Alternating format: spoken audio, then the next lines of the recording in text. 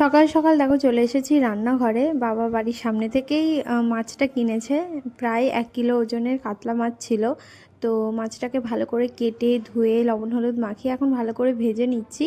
আজকে রান্না হবে হচ্ছে কাঁচকলা আলু দিয়ে মাছের ঝোল। আর এখানে মা সবজি কেটে দিয়েছে, এর মধ্যে রয়েছে ছিম, আলু, পেঁয়াজকলি, গাজর, বিভিন্ন রকম সবজি রয়েছে। সব কিছু দিয়ে মাছের মাথা দিয়ে একটা চচ্চড়ি হবে আর মাছের ঝোল। তো এই হচ্ছে আজকে রান্না বান্না। তো এখানে আমার চচ্চড়িটা হয়েও গেছে, ওপর থেকে একটু ধনেপাতা ছড়িয়ে দিলাম। আর এভাবে মাছের মাথা দিয়ে চচ্চড়ি করলে কিন্তু খেতে ভালো লাগে। ভেবেছিলাম প্রথমে বাঁধাকপি দিয়ে করব, কিন্তু তারপরে আগের দিন বাঁধাকপি করেছিলাম বলে আর করলাম না।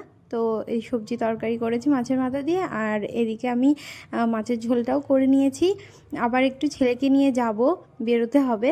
আর আজকে তো জানো Republic day, happy Republic day সবাইকে।